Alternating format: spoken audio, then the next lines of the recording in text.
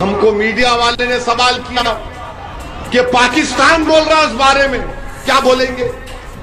میں نے کہا پاکستان بھاڑ میں جائے، بھاڑ میں جائے نا، ہم کو پاکستان سے کیا کرنا ہے؟ ہاں تو ناظرین، ویڈیو آپ نے دیکھی اسد اویسی صاحب، شاید آپ جانتے تو ہوں گے ان کو. یہ انڈین پولیٹکس لوک سبھا کے ممبر ہیں، بلکہ ان کی اپنی پارٹی ہے، اور انہوں نے پاکستان کے بارے میں کتنا غلط الفاظ یوز کیے کہ پاکستان بھاڑ میں جائے. افسوس ہوتا ہے کہ مسلمان آج کیوں بکھرے ہوئے ہیں، مسلمان کو ہی کاٹ رہا ہے. اسد اویسی انڈین پولیٹکس ہیں، اور انہوں نے ہمیشہ وہی کام کرنا ہے جو ان کی پارٹی کے لیے اچھا ہو. حجاب کے بارے میں یہ ایشو جو اٹھا ہے حجاب کا، یہ پورے امت مسلمہ کے ورلڈ کے جتنے بھی مسلمان ہیں یہ سب کا معاملہ ہے، یہ صرف اسد اویسی کا معاملہ نہیں. اس لیے اسد اویسی صاحب جو باتیں کر رہے ہیں وہ صرف اپنی پارٹی بچانے کے لیے کر رہے ہیں. پاکستان ہمیشہ قائم دام رہے گا، اور نہ ہی پاکستان کو مٹی منانے والے ہمیشہ یاد رکھیے گا خود مٹی میں مل جائیں گے.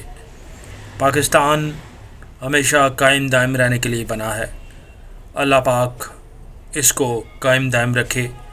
اور اسد اویسی صاحب، آپ سے صرف اتنا کہوں گا کہ دیکھیے کہ ایسے کوئی لیڈر نہیں بنتا. ہمیشہ اپنی زبان اپنے حلق کے اندر ہی رکھا کریں.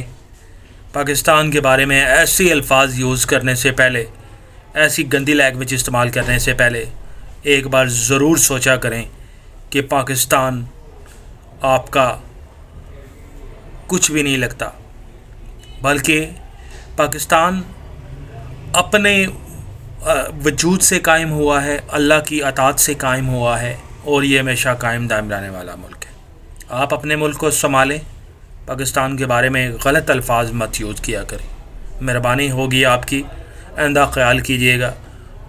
میں پاکستانی جتنے بھی لوگ ہیں سب کو یہ کہنا چاہتا ہوں کہ میں یہ ویڈیو بنا رہا ہوں، اس سے پہلے تو کسی نے یہ ویڈیو نہیں بنائی، اور کسی کو شاید نظر ہی بھی نہیں آئی. ہمارے ملک کے بارے میں کوئی بھی برا کہے گا تو ہمیں بہت برا لگے، بلکہ اگر ہم انڈیا کے بارے میں برا کہیں گے تو شاید انڈین پیپل کو بہت برا لگے. تو لہٰذا ایسی لینگویج مت استعمال کریں پاکستان کے بارے میں کہ پاکستانیوں کو بہت برا لگے.